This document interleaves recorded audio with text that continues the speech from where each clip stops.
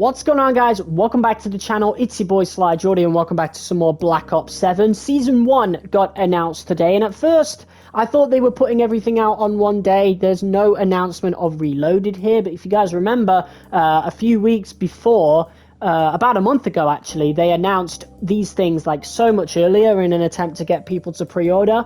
We are missing two maps. That would be Meltdown and Yakai. I think we are getting a Reloaded later on this season where those maps will be added. But the ones we've got thus far, Fate, Utopia, and Odysseus, look absolutely incredible. Of course, Odysseus is based on a Black Ops 2 mission, one of the pivotal moments of that game's campaign. Speaking of the campaign, we have Fate from this game's campaign. Say what you want about the campaign. I think the scenery and the visuals are top-notch. It's pretty much the only thing that mode does right. Personally, I think the campaign should just be deleted. They genuinely should just remove the mode and pretend it never happened and just have endgame. But yeah, either way, Fate looks pretty cool, and Utopia really reminds me of Spire from the Black Ops 3 DLC, so I'm really looking forward to that. And of course, we've got the remaster for Standoff, one of my favourite maps in the series. We've also got modes such as Prop Hunt, Sticks and Stones, Holiday Havoc later on in the season, and Takeover.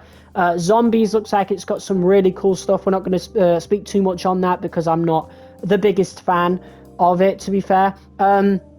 The Battle Pass is bringing new operators such as Dawn and Scorn.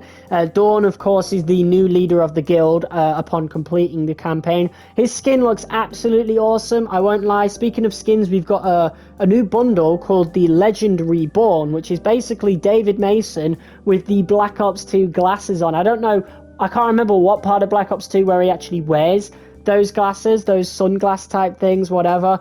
But it looks absolutely awesome. It's probably going to be like £24 though, so that's a shame. We've got new weapons coming in. I don't really recognize any of them except maybe the Maddox.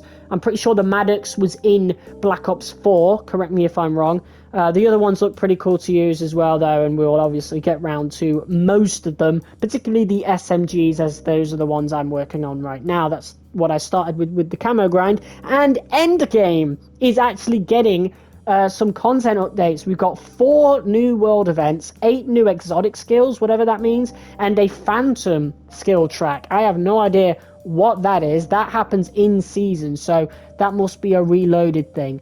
So I think they just, I don't know, forgot to put Meltdown and Yakai here, or maybe they just don't do reloaded anymore and they'll just drop those and still call it season 1. I'm going to be honest, looking back, I don't like the whole reloaded thing. I think having that reloaded thing really hurt Black Ops 6 in the long run. For example, because if you remember Black Ops 6, the maps we got, Hideout, took a while to grow on people, ended up being one of the better maps in the game, in my opinion. Probably like the second best map in the game behind Skyline. And Extraction was one of the worst, if not the worst map in the game, and the others were face-off maps and a Hacienda remaster. But the Hacienda remaster didn't come in until like a couple of weeks after for Reloaded. So we only really got 2 proper maps and a face-off map, and it really hurt the game. This time we're actually getting 3 maps and a remastered map. There's no word about face-off, unfortunately. I would really love to have a face-off playlist, particularly for multi-kills in the camo grind, like when we're trying to earn gold camo, for example, because there's only a couple maps in this game that actually do that actually are good maps for that. There are only a couple maps in this game that are actually good maps for that, and that would be Flagship and Nuketown. And Nuketown is the only one that has a 24/7 playlist, and I'm going to be honest, it feels exactly the same as it does in Black Ops 6. Yes, it's a big help for the camo grind, but I really don't want to be playing that map all year like I was for Black Ops 6 when we were doing the camo grind anyway. So hopefully we do get a face-off playlist. There is a map in this game that I'm still yet to play, and that is Paranoia. I might give it a go at some point. Maybe we'll make a whole video on it, I don't know. But yeah, as you can tell, I'm still working on the SMGs. The second one right here, the RK9. You would have had footage earlier on in this video, us getting the headshots. It's a 3-round burst SMG, genuinely one of the worst guns I've ever used in a COD game. To be fair, I've only been camo grinding since Black Ops 6, but I don't remember running into a gun like this. I would honestly rather use the Goblin from Black Ops 6 than this. Like, this gun is terrible, and it even has a pretty whack special challenge here where I have to use a score streak and, kill 30 people using that score streak. So I ended up having to go into my score streaks, get rid of the skewer, and replace it with the UAV. The only reason I have 18 out of 30 right now is because I had one really good game on Homestead. Homestead is easily my favorite map in the game, and I'm really, really, really, really good at it.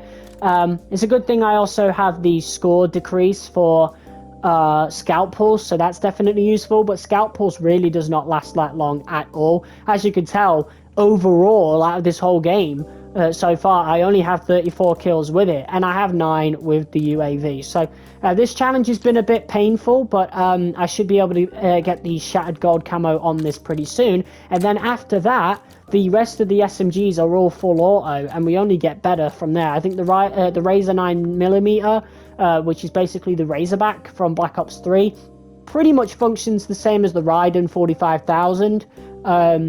Because I remember using it in the beta. I didn't really tell much of a difference, so I'm excited to get back into that, especially since they got buffed recently, the SMGs, so it's not going to be as difficult as it was for the Raiden, that is for sure. And then the Dravik and the Carbon are proven commodities. Those guns are absolutely incredible, especially the Dravik.